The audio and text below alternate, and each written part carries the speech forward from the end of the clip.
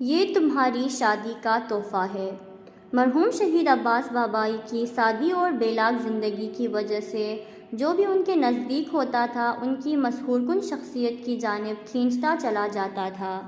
वो हमेशा दूसरों की मदद किया करते थे। झेल में उनके दोस्त की ज़बानी एक वाक़या पेश किया जा रहा है। 1981 की शुरुआत में फ़ज़ाई सेंटर की इंग्लिश स्पीकिंग क्लासों में शिरकत कर रहा था और क्लास का मॉनिटर भी मैं ही था। क्लास शुरू होने के कुछ दिन बाद एक नया तालिब इल्म क्लास में शामिल हुआ। बाद में मालूम हुआ कि उसका नाम अब्बास बाबाई है। क्लास के रोल फ़ौज के मुताबिक होते थे कि जिसका ओहदा फ़ौजी एतबार से ऊंचा है वही हेड बन सकता है, और वो ओहदे में मुझसे बड़ा था, इसलिए फितरी सी बात थी कि वो मुझ पर एतराज़ करे या कम से कम मेरी बात न माने। लेकिन सबकी तवक्कुआत के बरखिलाफ़ वो बिल्कुल दूसरों की मानन मैं जो कुछ भी कहता था अंजाम देता था। मॉनिटर की एक जिम्मेदारी ये थी कि हर रोज़ क्लास के बाद एक शागिर्द की फ़ाइल क्लास की सफाई के लिए बिल्डिंग के इंचार्ज को दे देता था। उस दिन बाबाई का नंबर था। मैं तो अभी तक यही समझता रहा था कि अब्बास की खामोशी मुझे मुतवज्जे करने के लिए है, लेकिन मेरे इस काम से उससे बहुत गुस्सा आएगा और वो मुझसे रू दर रू बात करने पर आमादा हो जाएगा। मैं परेशानी के साथ उसके पास गया और उसकी फ़ाइल उससे मांगी। उसने बहुत आराम से अपनी फ़ाइल मुझे दे दी। जब मैंने उसकी फ़ाइल इंचार्ज को दी तो उन्होंने बहुत ताज्जुब से तेज़ आवाज़ में पूछा, इसका ओहदा तो तुमसे बड़ा है। मैंने कहा, जी। उन्होंने गुस्से से कहा, तो जब वो क्लास में है तो तुम क्यों मॉनिटर हो? जल्दी से जाकर उससे झाड़ू लो और ख़ुद क्लास की सफाई करो। कल से वो क्लास मॉनिटर है, न कि तुम। मैं क्लास में लौट आया। मैंने देखा कि बाबाई सफाई कर रहा है। मैंने बहुत कोशिश की कि उसके हाथ से झाड़ू ले लूं, लेकिन उसने कबूल नहीं किया और कहने लगा कि इसमें हर्ज ही क्या है। मैंने वापस आकर इंचार्ज को सारी बात बताई। वो बग़ैर कुछ कहे क्लास की तरफ चल दिए। अब्बास सफाई में मशगूल था। इंचार्ज ने बहुत एहतराम के साथ उससे सारा माजरा पूछा, और जब उसे सफाई से नहीं रोक सके तो कहने लगे, कानून के मुताबिक तुम्हें मॉनिटर होना चाहिए। अब्बास ने मुस्कुराते हुए कहा, लेकिन मुझे इनकी मॉनिटरी मंजूर है, लिहाजा मैं तो यही चाहूँगा कि ये मॉनिटर रहें, न कि मैं। उन्होंने बहुत कोशिश की, लेकिन अब्बास को काने नहीं कर सके। वो दिन गुजर गया। अगले दिन कानून के मुताबिक मुझे क्लास की मॉनिटरी अब्बास के हवाले करना थी। मैंने उससे मुतअद्दिद बार कहा, लेकिन उसने कबूल नहीं किया और कहने लगा, क्योंकि क्लास की शुरुआत से तुम मॉनिटर हो, इसलिए आखिर तक तुम ही मॉनिटर रहो, और मेरी ख्वाहिश ये है कि आइंदा इस मौजू पर कोई बात न करना। अब्बास की बेतकल्लुफ़ी ने मुझे मुतासिर किया था। अब्बास का वो रद्द अमल मेरे लिए बाअस ताज्जुब था, लेकिन बाद में जब मैंने उसे नज़दीक से देखा तो समझ गया कि उसकी हमेशा यही कोशिश रहती है कि अपने नफ्स को किसी काम में दखालत न देने दे, और उस दिन मॉनिटर न बनने की वजह भी यही थी। उस दिन के बाद से मेरी और अब्बास की दोस्ती शुरू हो गई। एक दिन इंटरवल में वो मेरे पास आया और मुझसे पूछा, नमाज़ पढ़ते हो? कभी कभी। कुरान कितना याद है? कुछ भी नहीं। चाहते हो कि मैं तुम्हें कुरान की कुछ आयतें सिखाऊं जिन्हें आयतुल कुर्सी कहा जाता है? उसके बाद उसने मुझे आयतुल कुर्सी की फ़जीलत बताई। मैं उसकी बातों को कबूल नहीं करना चाह रहा था, लेकिन वो भी हार मानने वाला नहीं था। उसी दिन दूसरे इंटरवल में उसने अपनी जेब से एक छोटा सा कुरान निकाल कर मुझे दिखाया और कहा कि देखो, कुरान पढ़ सकते हो। इस तरह इंटरवल के दौरान वो मुझे कुरान सिखाता था। मुझे अच्छी तरह याद है कि क्लास 15 दिन में ख़त्म हो गया था, और अब्बास की कोशिशों की वजह से मैंने आयतुल कुर्सी, सूरह वल्लैल और शम्स याद कर लिया था। अब मेरी और अब्बास की दोस्ती बहुत गहरी हो गई थी। अगले दिन क्लास में हमारी टीचर एक अमरीकी ख़ातून थी। अब्बास ने मुझसे कहा कि हम लोग सेंटर के इंचार्ज से बात करके किसी ऐसी क्लास में चले जाएं जहां उस्ताद कोई मर्द हो।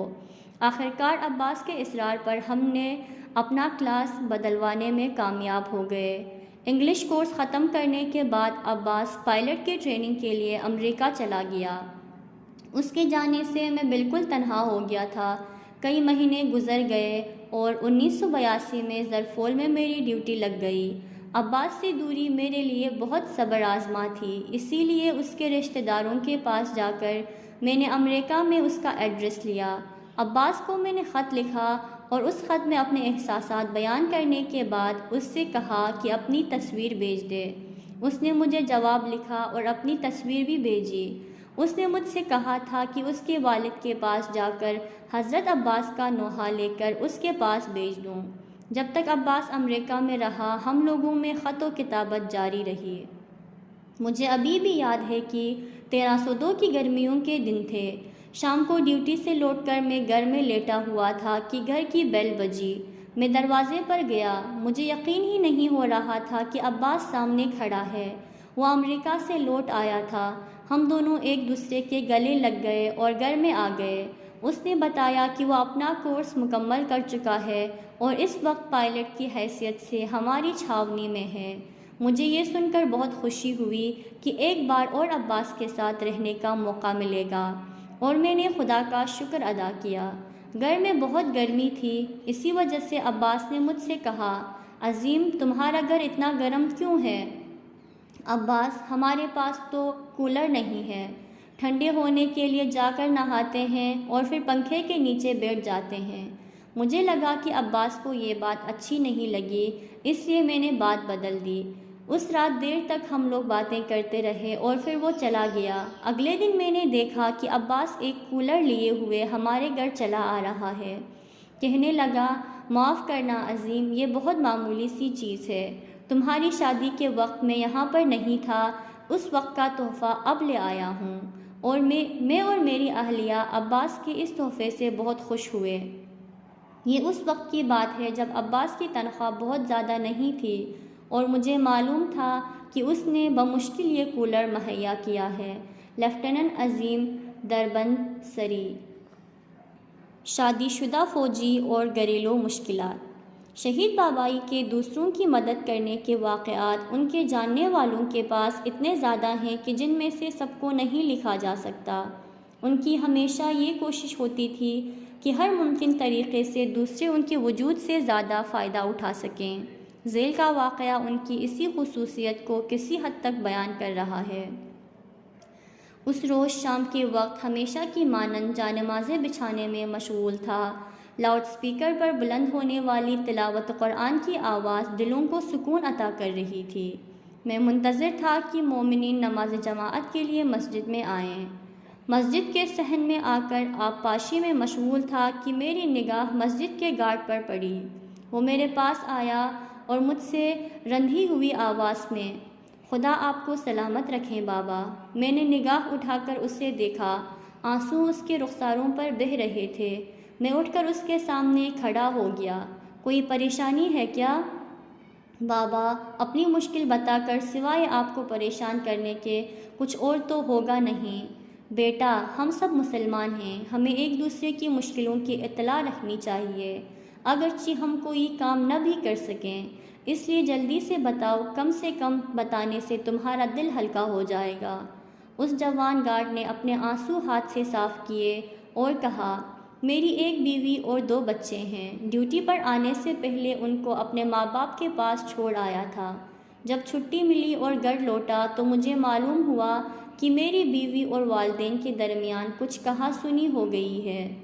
मैंने कोशिश की कि इस मामले को किसी तरह ख़त्म कर दूं, लेकिन तमाम कोशिशों के बावजूद कामयाब न हो सका। जब गुज़श्ता जुमा को घर गया तो देखा कि घर में मेरी बीवी और बच्चे नहीं हैं। वालिदैन मुझे देखकर बिल्कुल चुप से थे। मैंने उनसे पूछा कि बच्चे कहाँ हैं। माँ ने मुझसे कहा कि वो यहाँ से जा चुके हैं।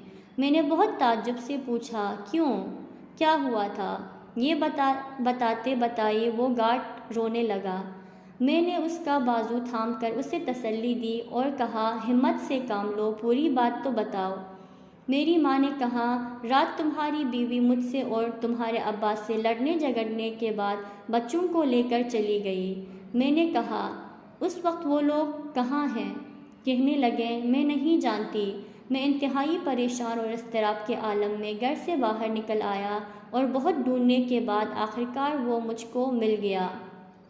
बाबा, इसके बाद से अब तक उनके सर पर कोई साहिबान नहीं है और खाना वगैरह भी बहुत मुश्किल से खा पा रहे हैं। मुझे समझ में नहीं आ रहा है कि इन हालात में किस तरह ड्यूटी करूं। अब ज़िंदगी से थक चुका हूं।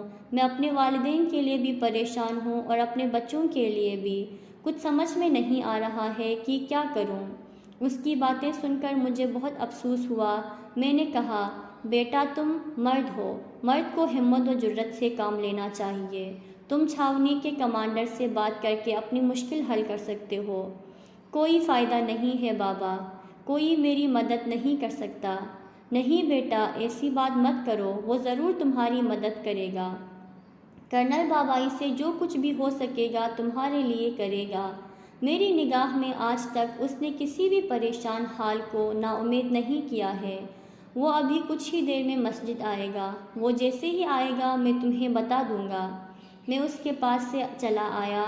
थोड़ी देर बाद बाबाई मस्जिद में आया। मैं फ़ौरन ही गार्ड के पास गया और उससे कहा, बाबाई आ चुका है, जाकर उससे बात करो। गार्ड ने मेरा शुक्रिया अदा किया और मस्जिद के अंदर आ गया। कुछ देर बाद वापस आ गया। मैंने कहा, क्या हुआ? वो ताज्जुब से कहने लगा, मुझे तो कर्नल बाबाई दिखाई नहीं दिए। बेटा, बाबाई मस्जिद में ही है। तुमने सोचा होगा कि कर्नल बाबाई को वर्दी और नीम प्लेट वगैरह के कोने में खड़ा होगा। बाबाई वैसा नहीं है जैसा तुम समझ रहे हो। गार्ड ने कहा, मैं उन्हें नहीं पहचानता हूँ। मैं उसका हाथ थामकर बाबाई के पास गया। बाबाई हमको देखकर खड़ा हो गया और कहने लगा, क्या हुआ? ये गार्ड एक मुश्किल में गिरफ्तार है। मैं हाजिर हूँ। गार्ड शहीद बाबाई को देखकर हैरत ज़दा खड़ा था, क्योंकि वो एक कर्नल को एक सादे लिबास और हुलिये में देख रहा था। मैं वहाँ से चला गया। मैंने दूर से देखा कि बाबाई ने उसके शाने पर हाथ रखा और उसे वहीं छोड़कर आगे बढ़ गया। मेरे पास आया तो मैं अपनी जगह से खड़ा हो गया। मैंने देखा कि उसकी आंखों से आंसू जारी है और वो अपने आप से बातें कर रहा है। उसके पास जाकर मैंने कहा, क्यों रो रहे हो? अहमद बाबा, खुदा मुझे माफ़ कर दे, मैं बहुत लापरवाह आदमी हूँ। इसके बाद तेज़ी से मस्जिद से बाहर निकल गया। गार्ड से मैंने पूछा, क्या हुआ? कहने लगा, नहीं मालूम, मुझे तो कुछ समझ में नहीं आया कि क्या हुआ। शहीद बाबाई ने उसी रात ऑर्डर दिया कि मेहमान खाने का एक कमरा गार्ड के बीवी बच्चों को दे दिया जाए और उनके खाने का भी बंदोबस्त किया जाए। अगले दिन शहीद बाबाई के कहने पर मैं उनके कमरे में बिस्तर लेकर गया और उसे दिया। मैंने गार्ड से कहा, क्या बात है, मबहूत से हो? कहने लगा, हाँ बाबा, मबहूत भी हूँ और खुश भी, रोना भी चाहता हूँ और हंसना भी। फिर कहने लगा, मैंने अपनी उम्र में उनके जैसा इंसान कभी नहीं देखा। अहमद हबीबी।